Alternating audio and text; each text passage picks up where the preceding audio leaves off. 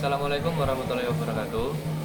Perkenalkan, kami dari kelompok 7 akan mempresentasikan hasil kerja kami yang berjudul Penilaian Acuan Patokan dan Penilaian Acuan Norma. Di sini, saya akan memperkenalkan nama-nama anggota dari kelompok kami. Yang pertama ada saya sendiri, Akbar Rizky Adianto dengan NIM 19020134089. Yang kedua, ada S.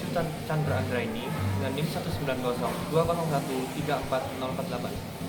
Dan yang ketiga, ada Nabila Sinta Amalia dengan NIM 19020134079. Dan yang keempat, ada Rian Hidayat dengan NIM 19020134056. Selanjutnya ada Siti Mesaroh dengan NIM 19020134046. Dan yang terakhir ada Septianti Abdiningtyas dengan NIM 15020134105. Baik, untuk selanjutnya, saya akan menyebutkan poin-poin apa saja yang akan saya dan teman-teman saya kelompok 7 presentasikan pada kesempatan kali ini.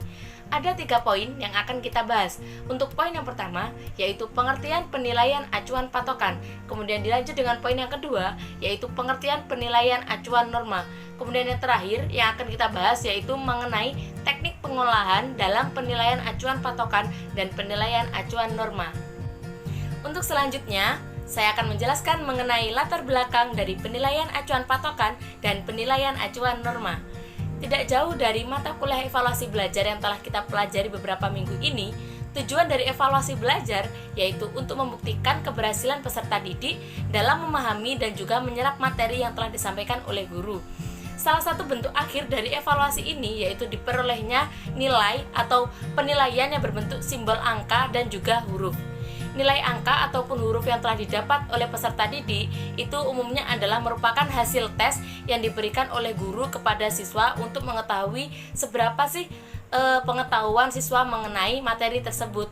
Dan untuk memperoleh atau untuk mengolah nilai-nilai awal menjadi nilai asli atau menjadi nilai akhir dapat dilakukan dengan mengacu pada kriteria atau patokan tertentu.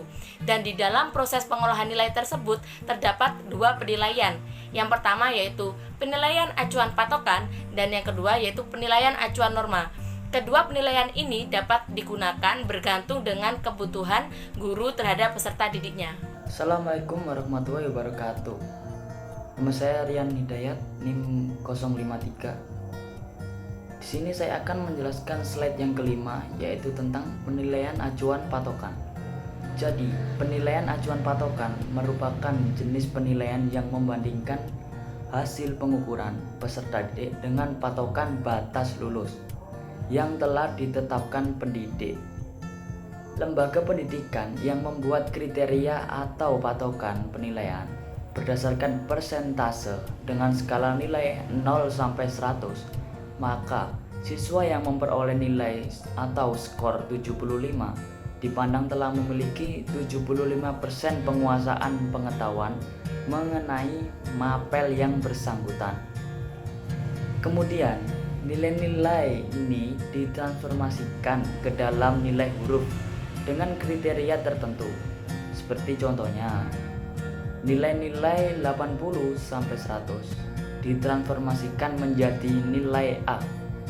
Nilai di bawah 80 ditransformasikan menjadi nilai B dan seterusnya.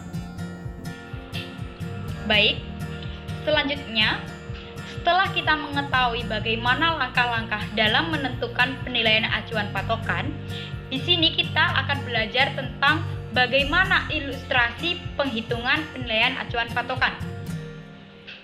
Pada suatu lembaga pendidikan menetapkan penilaian acuan patokan sebagai berikut. Di sini dicontohkan dalam suatu tabel. Tabel ini diisikan dalam 2 kolom. Pada sisi kiri tabel dituliskan tingkat penguasaan dan pada sisi kanan tabel dituliskan skor standar. Kita berikan contoh pada sisi kiri, tingkat penguasaan. Di sini dituliskan skor 90% sampai 100%, maka skor standar yang akan didapatkan ialah A. Begitu dengan selanjutnya. Tingkat penguasaan 80% sampai 89%, maka skor standar akan mendapatkan B.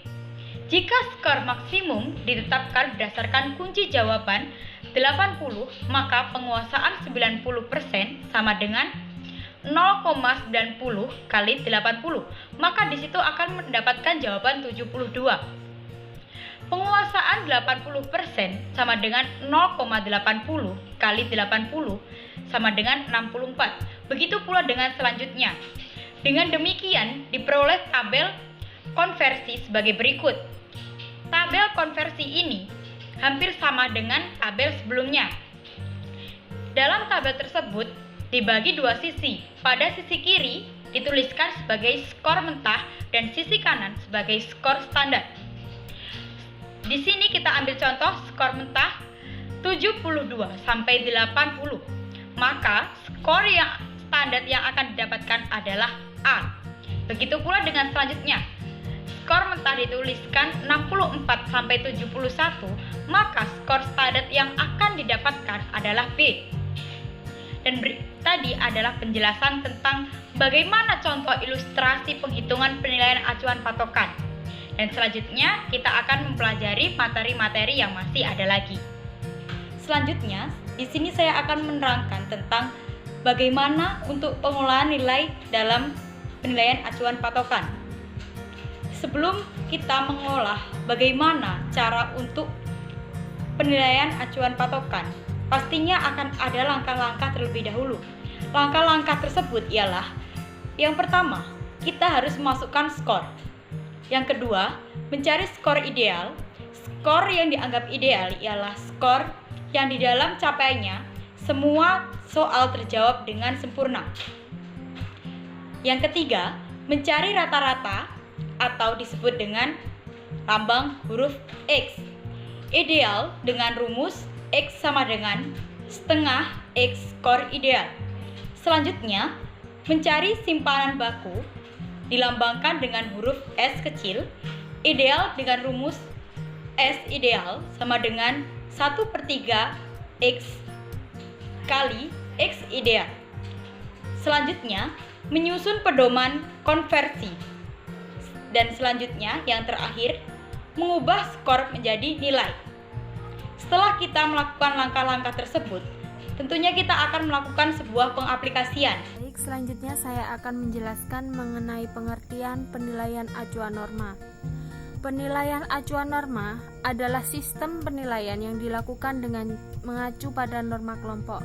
Artinya, pengolahan dan pengubahan skor mentah menjadi nilai dilakukan dengan mengacu pada norma atau kelompok, yaitu dengan cara membandingkan nilai seorang siswa dengan nilai kelompoknya. Jadi, dalam hal ini prestasi seluruh siswa dalam kelas atau kelompok dipakai sebagai dasar penilaian. Dalam hal ini, norma berarti kapasitas atau prestasi kelompok, sedangkan kelompok adalah semua siswa yang mengikuti tes tersebut. Saya Estu Chandra Anggraini dengan NIM 19020134048 akan menjelaskan mengenai contoh-contoh yang ada pada pengolahan nilai menggunakan penilaian acuan norma. Nah, contoh-contoh yang sudah ada atau contoh-contoh berikut ini merupakan contoh dari pengolahan nilai menggunakan penilaian acuan norma. Jadi ada rumus-rumus tertentu untuk menggunakan penilaian acuan norma ini. Contoh lainnya, contoh sederhana yang dapat saya berikan agar teman-teman mudah memahami, yaitu seperti ini. Misal, pada kelas IPA, nilai 80 itu baru bisa mendapatkan nilai A. Sedangkan pada kelas IPS, nilai 60 saja itu sudah bisa mendapatkan nilai A. Nah, mengapa demikian? Sedangkan di kelas IPA 80A, di IPS kenapa 60 saja sudah A? Nah, karena ini nilai-nilai siswa tersebut dihubungkan dengan norma-norma pada kelompok kelas tersebut, atau nilainya dihubungkan dengan norma dengan siswa-siswa yang ada di kelasnya. Jadi, norma pada kelas IPA atau nilai-nilai dari kelas anak IPA ini sangat tinggi sekali.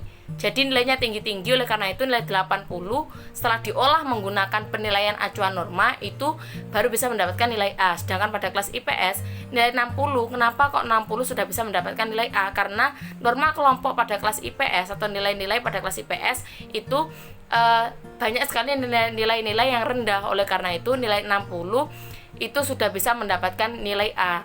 Jadi pengolahannya sebelum itu menggunakan pengolahan penilaian acuan norma. Jadi penilaian acuan norma ini tidak lebih pada ke penguasaan kemampuan peserta didik, tetapi lebih ke kedudukan siswa tersebut pada kelompok atau pada kelas tersebut maupun kedudukan siswa tersebut ke kelas paralel, seperti itu.